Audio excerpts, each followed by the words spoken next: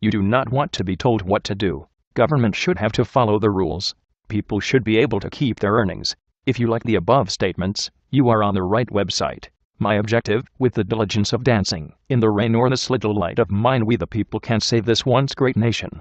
What you believe does not matter to them. They just want you to believe in something. Be a part of the consensus reality. Be in a state of willful blindness, occupying your time with sports, movies, drugs, etc. In fact, after 9/11, George W. Bush told us to go shopping. Not exactly a call to duty. Anyway, they want you trapped in your little world and not interfering with their affairs. Trapped in your little world, you ask? Yes, they have been educating the population to be small-minded since the mid-1800s. Yes, they have us duped, hoodwinked, bamboozled, whatever you want to call it. What they are selling just is not so. They left out of your education the civics training needed to maintain this America. So now we are their slaves, and they did it in your name. You do not believe it. Why would you? You listen to the mainstream media, not the news. TV and radio news has no content, only what you should think. You are only getting what they want you to hear and see. There is so much more to know. Fox News, CNN, NBC, The Blaze, etc. They are all the same propaganda. They change a few words around to fool you, but it is the same propaganda. The race issue based on skin color is a deeply emotional one among many that has caused unimaginable separation and was used very craftily to position large groups of people against each other. This is a wake-up call to all those who believe they are free because of race or class or wealth. We have all been denied freedom and dignity, trapped in a life of servitude to the banking families and their economic stranglehold on our planet, no matter what color our skin may be.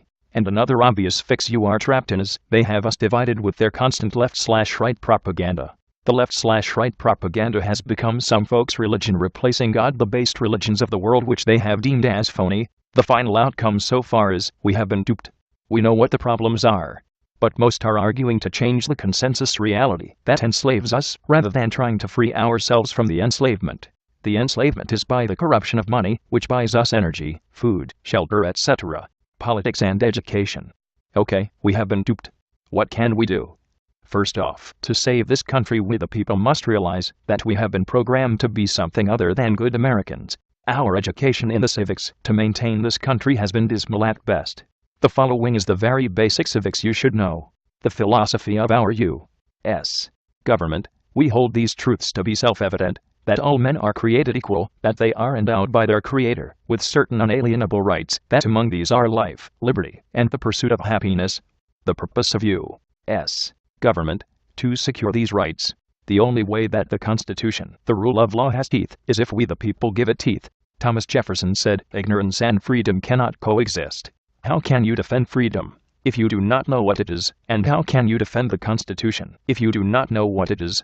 The battle that is being fought here is against civic ignorance. We the people need a massive re-education in the civics that made this country great. Among the civics we need to know is this: we can just say no to law not under Article 1, Section 8 of the Constitution. This is nullification. And this, we the people can change our government directly. The procedure is called Article V, Convention of the States. It has been there all along, just never used until now. Or, we could move into a different type of social/economic system. Say, Peter Joseph's zeitgeist system or contributionism. It would not be capitalism. Anything without money may be a good choice. Except, how do we change over? Or just quit cooperating with them? No violence needed. But also realize that silence is consent. And quoting Martin Luther King, the limitation of riots, moral questions aside, is that they cannot win, and their participants know it. Hence, rioting is not revolutionary, but reactionary, because it invites defeat. It involves an emotional catharsis, but it must be followed by a sense of futility. You should remember what the real issues are, the issues we all have, the issues that are common to both liberal and conservatives, the issues we can come together on. Personal responsibility. Do you want to be told what to do? Government should have to follow the rules. People should be able to keep their earnings.